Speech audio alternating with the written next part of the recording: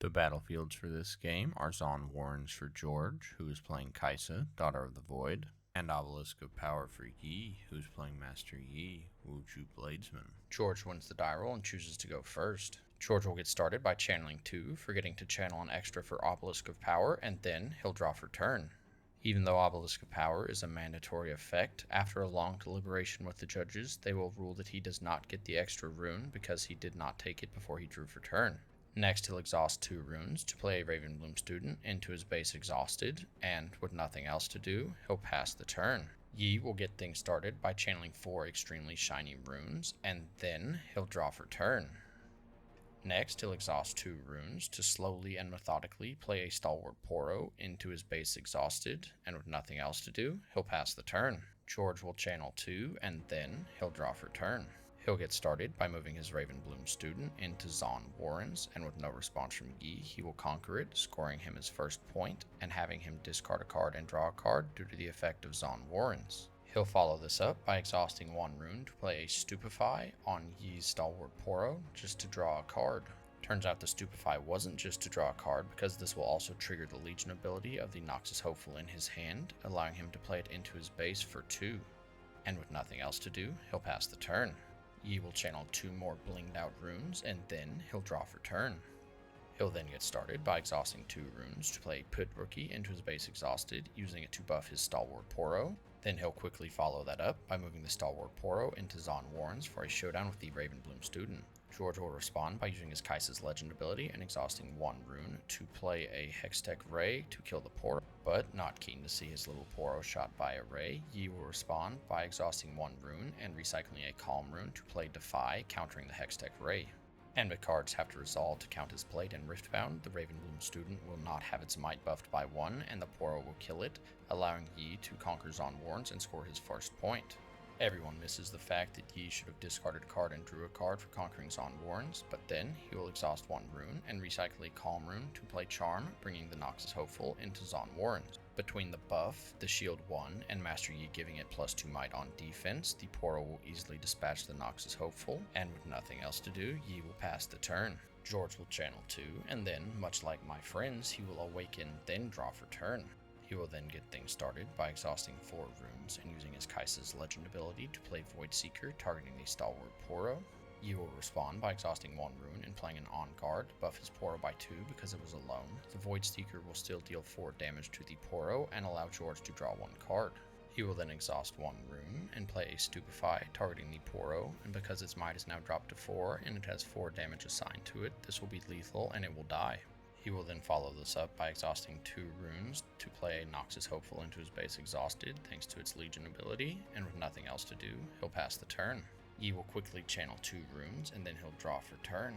Then, after a few quick hand shuffling practices, he will move his Pit Rookie into Zon Warrens to conquer it and score his second point. This time he'll remember to discard and draw a card thanks to Zon Warren's effect, but with just a Discipline and a 7-cost unit in a hand, he will make no more plays and pass the turn. George will channel 2, then he'll straighten things up a bit and draw for turn.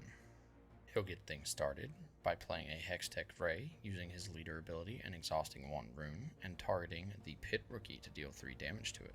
But Yi will respond by exhausting 2 runes to play a Discipline, targeting his Pit Rookie, giving it +2 might and allowing him to draw a card.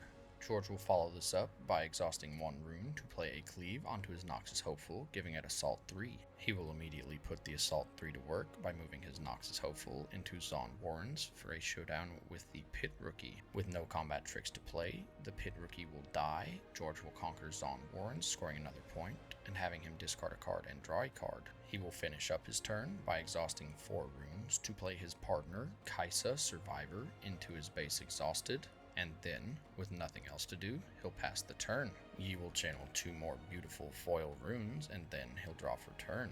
He will then get things started by exhausting 7 runes, then exhausting 1 extra and recycling a Calm rune to, after a quick hand shuffle, accelerate a tasty Feyfolk into his base. He will follow that up by putting the Feyfolk straight to work by moving it into Zon Warrens for a showdown with the Noxus Hopeful. But George will respond by exhausting 2 runes and recycling a mind rune to play a smokescreen targeting the tasty Fey Folk. This will give the Fey Folk -4 might, causing it to lose the showdown, but its Death Knell ability will allow Yi to draw a card and channel 2. And, with nothing else to do, he'll pass the turn. George will score a point for holding Zon Warrens, and then he will channel 2 and draw for turn. He will get things started by moving his Kaisa Survivor into Obelisk of Power, scoring a point, and then the Kaisa's ability will allow him to draw a card. He will then follow this up by exhausting 3 runes to play a Lecturing Yordle into his base exhausted. The Yordle's effect will have him draw 1 card, and he'll follow that up by playing another Kaisa Survivor into his base exhausted. And then, leaving 2 runes up for spells, he'll pass the turn. Yi will channel 2, and then he'll draw for turn. He'll get things started by exhausting 8 and recycling a Calm rune for another accelerated tasty Fey Folk into his base ready, which he will follow up by moving that Fey Folk straight into Obelisk of Power for a showdown with the Kaisa Survivor. Kaisa did not in fact survive, so the tasty Fey Folk will win the showdown, scoring Yi another point. He will follow this up by exhausting a rune and recycling a Calm rune to play a charm, charming the other Kaisa Survivor into a showdown with the tasty Fey Folk. Apparently Kaisa really isn't a survivor because they have both now quickly left the field, and with nothing else to do, Yi will pass the turn. George will score another point for holding Zon Warren, then he'll channel 2 and draw for turn. Side note, it seems that every card George has drawn this game has been upside down, which is kind of stressing me out. He will then get his turn started in a big way by exhausting 8 runes and recycling 2 mind runes to play a Dr. Mundo expert into Zon Warren's exhausted. And with 13 cards in George's trash, the Dr. Mundo will be a 19 might unit. And with 2 charms already gone, Yi doesn't have much hope for removing the Mundo, and George is 2 points ahead in the race to victory. He will then exhaust 2 runes to play a Watchful Sentry into his base exhausted. And with nothing else to do, the Mundo will stare menacingly and he'll pass the turn. Yi will score a point for holding Obelisk of Power, then he'll channel 2 and draw for turn.